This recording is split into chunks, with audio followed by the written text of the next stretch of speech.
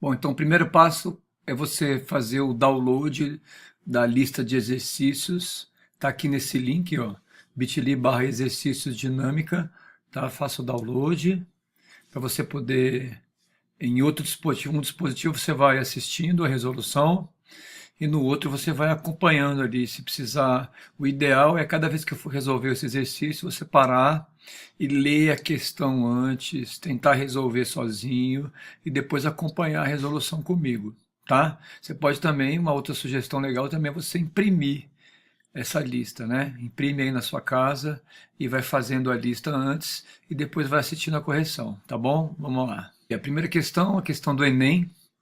Um produtor de larvas aquáticas para alimentação de peixes ornamentais usou veneno para combater parasitas, mas suspendeu o uso do produto quando os custos se revelaram antieconômicos. Então, o gráfico registra a evolução das populações de larvas e parasitas. Então, dá para ver o seguinte: primeira coisa, entender a história, né? Então, o cara ele produz a larva que ele vende, né? Provavelmente ele vende para alimentar peixes ornamentais. Aí surgiu um parasita da larva, ele ficou preocupado e resolveu usar um veneno.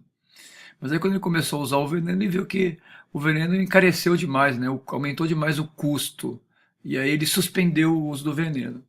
Então nós temos aí no gráfico mostrando o número de indivíduos num eixo e o tempo no outro eixo em meses. Então a gente vê ali, ele dividiu o gráfico em partes, né? Ó, antes do surgimento de parasita, então você tinha lá a população de larvas, a população de parasita. Com o aparecimento do parasita, as populações ali variaram. Aí quando ele começou a usar o veneno lá, controle com veneno, você viu a população de larvas lá em cima, de parasita lá embaixo, né? E aí quando ele tirou o veneno, as populações oscilaram de novo, e depois de um certo tempo elas oscilaram, né? Então vamos ler aqui o enunciado. O aspecto biológico ressaltado a partir da leitura do gráfico, que pode ser considerado o melhor argumento para que o produtor não retome o uso do veneno. Ou seja, o que a gente poderia dizer para ele, biologicamente, né, que justifica que ele não deve usar o veneno. Por que ele não deve usar o veneno? Né? Vamos ler as alternativas então. A primeira, ó, a densidade populacional das larvas e dos parasitas não é afetada pelo uso do veneno? Tá errado, né? Você vê que essa parte ali, ó, no aparecimento do parasita, a população foi afetada. Você vê que antes e depois, né, com o aparecimento do parasita, você teve uma dinâmica ali, uma variação populacional. Aí quando ele começa a usar o veneno, essa população de larvas e de parasitas se altera. Então tá errado. Né? A gente vê aí antes, né, aqui, ó, antes de usar o veneno, como é que era a variação ali populacional, e com o controle com o veneno, a partir do momento que ele usou o veneno, as populações mudaram, né? A dinâmica da população mudou. Na letra B, ó, a população de larvas não consegue se estabilizar durante o uso do veneno. Então está errado, como a setinha está mostrando aí. Antes do uso do veneno, a gente tinha uma dinâmica de população. Com o controle do veneno, a população estabilizou em nível baixo, mas estabilizou, né? Letra C, as populações mudam o tipo de interação estabelecida ao longo do tempo. A população de larvas e parasita, a relação entre elas é o parasitismo. Então não importa se usa veneno, se não usa veneno, se é antes ou se é depois, a relação ecológica não vai mudar, a interação vai continuar sendo parasitismo. Então está errado. Letra D, as populações associadas mantêm comportamento estável durante todo o período? Não, esse período aí, por exemplo, indicado aí pela seta, quando apareceu o parasita, o comportamento das populações é bem instável, né? Está variando bastante. Com o controle do veneno, sim, a população está estável. E sem o veneno, você vê que inicialmente ela fica instável, depois estabiliza de novo, né? Então a letra E, os efeitos das interações negativas diminuem ao longo do tempo, estabilizando as populações. Então a interação entre a larva e a parasita é desarmônica, né? É uma coisa negativa, porque é uma relação chamada de parasitismo. Então assim que tirou o veneno, você vê que as populações oscilaram, mas depois de um certo tempo, depois de um certo número de meses, a gente vê que a população de larvas e de parasita estabilizou. Então esse é o melhor argumento para ele não usar o veneno. Para que você vai usar o veneno? O veneno encarece, uma coisa perigosa, e sem o veneno, a população de parasitas não vai conseguir acabar com a população de larvas. Você vê que a população de larvas e parasitas se estabiliza. A população de larvas estabilizou um pouco abaixo do que era inicialmente, lá, né, antes do surgimento do parasita, mas tudo bem. Então, esse é o melhor argumento biológico, esse é um aspecto biológico que, que é o melhor argumento para dizer para ele, não precisa usar o veneno. Né? Então, resposta letra E. Bom, questão 27. O risco de extinção de uma espécie está relacionado com seu tamanho populacional, com sua área de distribuição e com o grau de especificidade de seus hábitats e hábitos alimentares. Analise o quadro, que apresenta 8 espécies, numeradas de 1 a 8, que são caracterizadas pela combinação desses fatores. Nós vamos fazer o seguinte: toda vez que algum fator analisado aumentar a chance de extinção for maior, eu vou colocar um mais, tá bom? Toda vez que o fator analisado diminuir, né, tornar baixo o risco de extinção, eu vou colocar um menos, tá bom? Vou colocar um mais e um menos que fica mais fácil de visualizar. Então, por exemplo, olha lá, distribuição geográfica ampla. Se uma população está distribuída amplamente num ambiente, a chance de extinção é menor, né? Se tiver alteração. Agora, quando a distribuição geográfica é restrita, a população está presente só naquele lugarzinho ali, se acontece alguma coisa naquele lugar, a chance de extinção é maior, né? Tamanho populacional. Se a população é pequena, a probabilidade de extinção é maior, o risco de extinção é maior. Se a população é grande, o risco de extinção ele é menor. O último fator aí se refere aos hábitats, se o hábitat é muito específico, se ele é variado, e a dieta, né, se a dieta é bem restrita ou se ela é muito ampla. Se o hábitat é específico e a dieta é muito restrita, o risco de extinção é maior, né, porque se mudar as características daquele ambiente, a população não está mais adaptada. Se não tiver mais aquele tipo de alimento, a dieta é muito restrita, ele não vai comer outra coisa, então o risco é maior para extinção, nessas duas colunas aí, né? Hábitat variado e dieta muito ampla, o risco de extinção é menor. Então, se a gente for analisar, cruzar aí qual população que tem um risco maior de extinção, a gente vê que a espécie 3, ela intercede ali, né? Hábitat muito específico, distribuição geográfica restrita e população pequena, os 3 fatores que aumentam o risco de extinção. E a população, a espécie 6, tem lá hábitats variados, a população é grande e a distribuição geográfica é ampla, então o risco de extinção é muito menor, né? Então, com base nas características combinadas no quadro, pode-se afirmar que as espécies que apresentam maior e menor risco de extinção são as espécies 3 e 6. Questão 28. Analise a figura adiante relativa ao tema crescimento das populações biológicas, correlacionando-a com as proposições dadas e indique se as proposições são verdadeiras ou falsas, tá? Então, a primeira coisa é que assim, esse gráfico aqui é bem clássico, né? Bem típico. Então, você tem que bater o olho e tem que saber identificar cada curva dessa, o que significa, qual é o conceito biológico envolvido, né? Então, na curva A, nós temos o potencial biótico, que é o crescimento de uma população sem restrições, sem limite de espaço, de comida, é a capacidade que a população tem de crescer. A curva B seria o crescimento real, também chamado de curva S ou curva sigmoide. Assim que a população vai crescendo, aí chega próximo da capacidade limite e ela estabiliza, né? Às vezes esse gráfico aqui é desenhado, aqui essa parte da curva retinha, ou às vezes ela assim, oscilando, mas estável, né? A letra C aqui representa essa linha tracejada, que seria a capacidade limite do ambiente, ou curva biótica, tá? Perdão, curva biótica não, carga biótica, que seria o número de indivíduos que esse ambiente suporta, né? Bom, então vamos ler aí as alternativas, né? A letra A, a curva A ilustra o crescimento de uma população biológica avaliada em ambiente que impõe restrições ao desenvolvimento dela. Não está errado, né? Porque tá falso, né? Na verdade, a curva é o potencial biótico. Então, o potencial biótico é sem restrição. O crescimento real que seria a curva com restrições, né? Bom, a letra B, a curva sigmoide, mostrada em B, ilustra o potencial biótico de uma população biológica. Não, está errado, porque a curva B representa o crescimento real, né? O potencial biótico é a letra A. Letra C indica o tamanho populacional que o ambiente suporta. Sim, essa linha tracejada aqui é esse tamanho populacional, essa capacidade limite aí do ambiente. Então tá verdadeiro. Vamos ver agora a letra D. A curva B ilustra o crescimento real de uma população biológica, considerando a resistência ambiental. Certíssimo. Esse é o crescimento real de uma população. Agora a letra E. A curva A ilustra o potencial biótico de uma população, tá certo?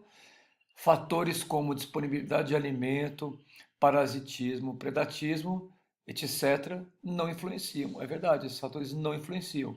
O potencial biótico é o crescimento sem restrição. Então o item está verdadeiro. A questão 29, nos gráficos a seguir, a variável tempo está indicada no eixo X e o número de drosófilas no eixo Y.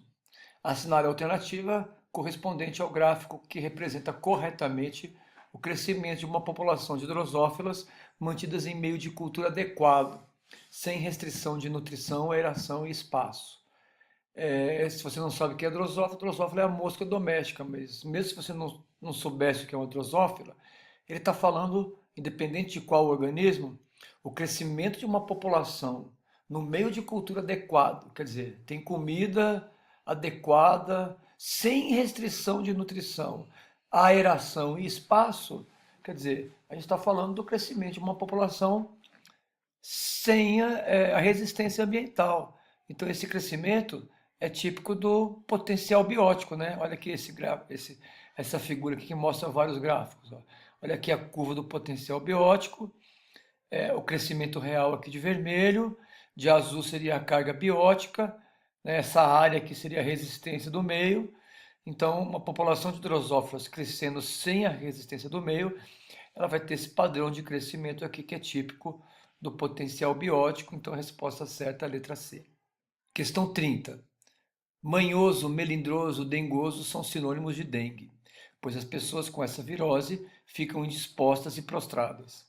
O vírus da dengue é transmitido pela picada da fêmea do mosquito Aedes aegypti, cujos ovos são depositados em águas estagnadas. O combate ao mosquito deve ser feito com o uso de inseticidas e eliminação de possíveis criadores de larvas, como pneus vazios, vasos com águas, caixas d'água descobertas, etc.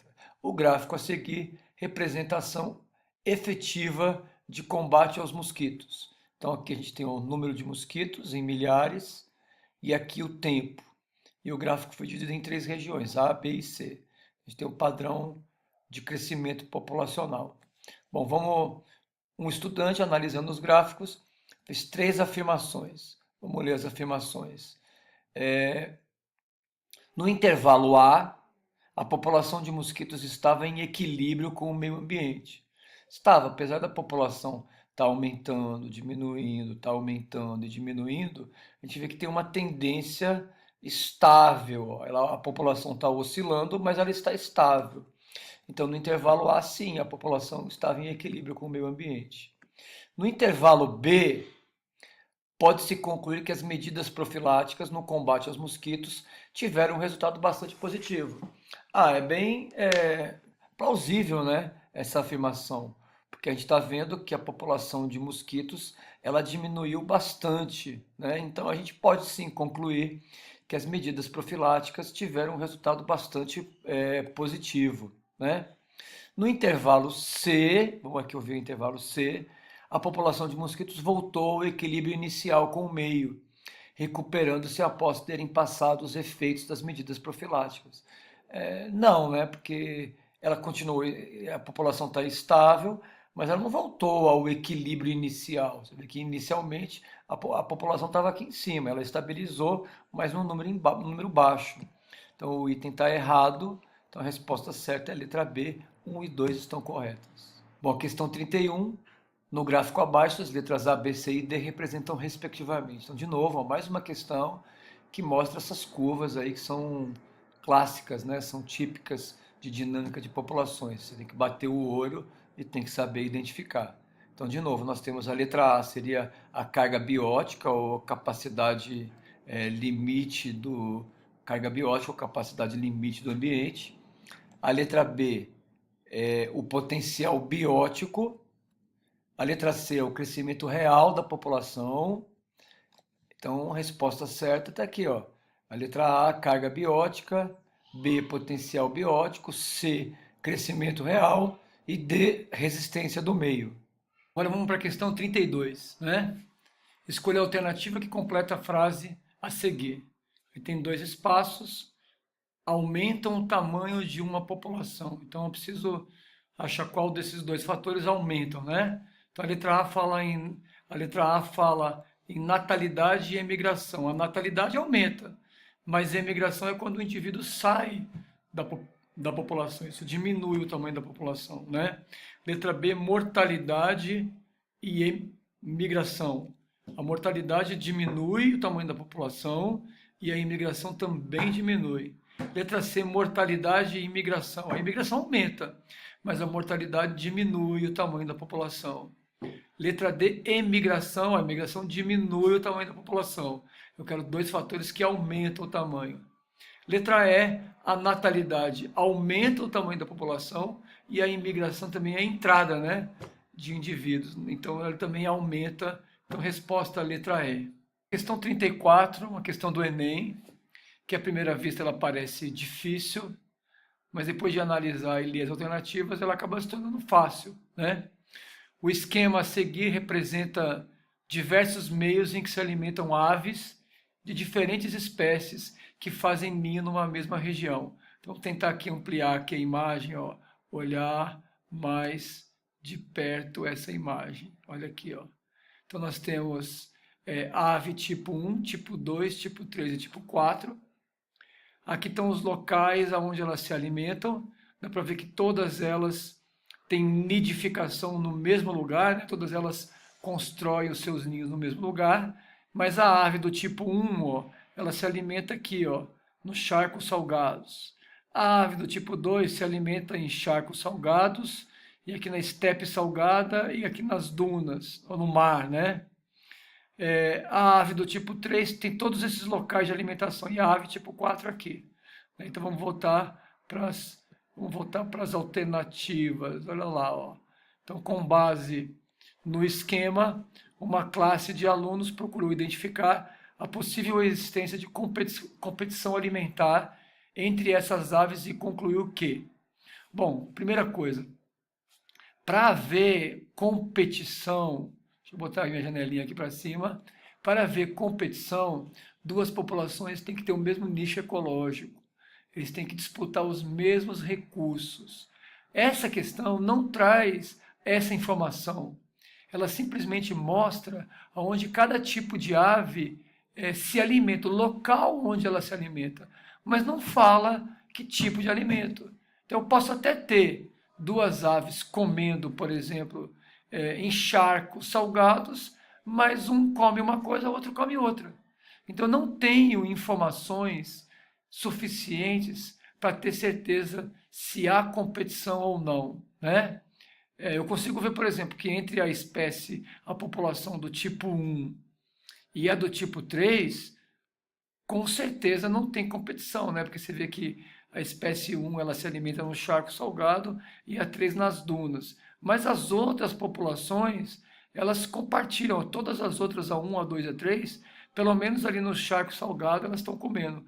Mas eu não tenho essa informação do que eles estão comendo. Então, ao ler essas alternativas, a única que tem a explicação mais plausível é a letra E. Ó.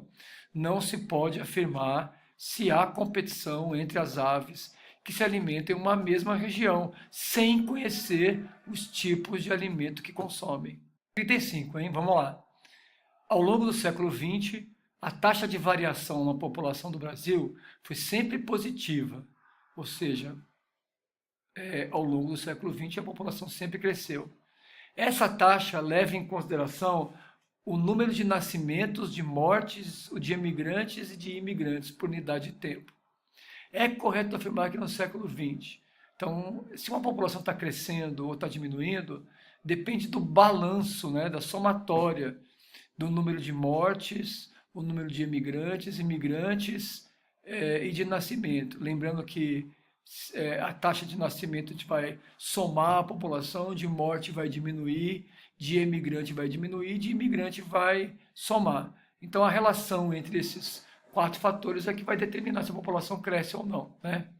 Na letra A, ele está dizendo o seguinte, que a taxa de mortalidade é maior que a taxa de imigração, mais de imigração, mais de natalidade. Eu não posso afirmar que a população está crescendo ou não, porque eu não sei, a taxa de mortalidade pode ser... A taxa de mortalidade sendo maior que esses fatores, eu posso ter uma população que está diminuindo de tamanho, e eu quero ter certeza, uma população que está crescendo, né? Na letra B, você vê que eu tenho aqui, ó, taxa de natalidade e de imigração maior que mortalidade e imigração. Se a taxa de natalidade e imigração são os fatores positivos, o que faz a população crescer, e a mortalidade e a imigração, que diminui o tamanho da população, então se esses 2 fatores são maior, a somatória deles é maior que a somatória dos que diminuem, então com certeza essa população está crescendo. Então a letra B contém uma afirmativa, né, uma relação de uma população que com certeza está aumentando. Se eu for analisar a C, a D e a E, eu vou ver situações em que não dá para ter certeza que a população está aumentando. Questão 38, o gráfico a seguir representa o crescimento de uma população de herbívoros e da população de seus predadores. Nós temos o número de indivíduos e aqui nesse outro eixo o ano, né? A gente vê as populações de herbívoros e predadores oscilando. Letra A. Pela análise do gráfico, como se explica o elevado número de predadores nos pontos 1, 2 e 3? Bom, o ponto 1, 2 e 3 corresponde a um período em que, alguns anos antes dessa data, nós tivemos um pico no tamanho da população de herbívoros. Então, quando essa população de herbívoros, alguns anos antes, atinge esse pico, eu tenho mais comida para a população de predadores, os predadores começam a comer mais e a população deles também aumenta, tá? Então, a gente vê que os pontos 1, 2 e 3 são antecedidos, né, alguns anos por um aumento da população de herbívoros.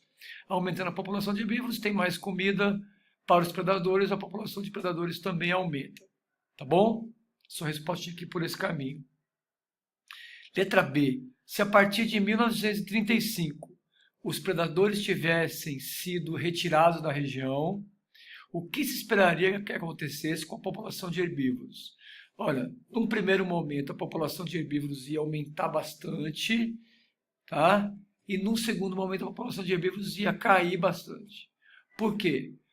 Primeiro, a população de herbívoros tende a crescer inicialmente, num primeiro momento, porque você está retirando os predadores, está diminuindo a resistência ambiental, ela ia crescer bastante. Provavelmente essa população ia crescer acima da capacidade limite do ambiente. Então esses indivíduos iam consumir os recursos alimentares e essa população ia diminuir drasticamente e ia cair logo em seguida. Questão 40, vamos lá. O gráfico abaixo representa a variação do tamanho populacional ao longo de 50 anos de uma espécie de carnívoro, que é o número 1, e de um roedor, que é o número 2, que vive em uma mata natural. Analise o gráfico e responda as questões seguintes. Letra A. As oscilações de duas populações, como as observadas no gráfico, sugerem qual tipo de relação ecológica? Toda vez que eu bato o olho e vejo duas populações oscilando, um aumentando e diminuindo, aumentando e diminuindo, isso é típico do predatismo, tá? B. Cite 2 exemplos de animais cujas populações poderão representar no gráfico os números 1 e 2, respectivamente. Bom, você vê que o gráfico 1 é de um animal carnívoro e o 2 é de um roedor. Então eu posso ver assim a população de cobras e a população de ratos numa mata. Né? A cobra como carnívoro e o rato como roedor, predador e presa. C. Qual a importância da existência desse tipo de relação para as comunidades da mata? Mesmo sendo uma relação ecologicamente, uma interação negativa, o predatismo, o predador mata a presa para poder comer, ela não deixa de ser positiva no sentido de que a população de predadores evita que a população de presas se torne uma praga e acabe, por exemplo, com a vegetação, né? Então ela controla. Toda vez que a população de presas começa a aumentar, a população de predadores também aumenta, começa a comer mais as presas, e isso evita que a população de presas se torne uma praga. Letra D. O que poderá acontecer com o número de indivíduos das duas populações se for considerado que a região será desmatada? O desmatamento provavelmente vai diminuir a quantidade de comida para o roedor, vai diminuir a quantidade de roedores, diminuindo a quantidade de carnívoros também. 41.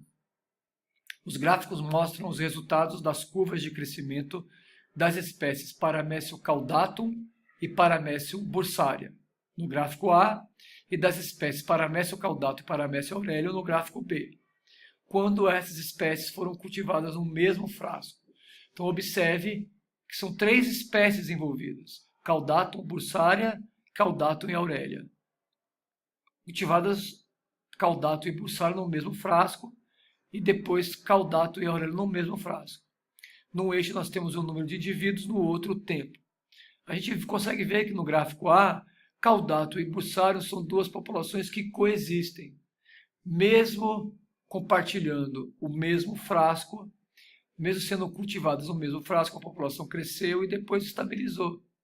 Já no gráfico B, Caudatum e aurelia sendo cultivadas no mesmo frasco, o que aconteceu? A população de Paramecium caudatum cresceu e a população de Paramecium aurelia começou a crescer, diminuiu e desapareceu. Então, quando a gente olha, antes de ver as perguntas, quando a gente olha esse gráfico, eu vejo, por exemplo, que Caudatum e bursária não têm o mesmo nicho ecológico, não há competição entre elas.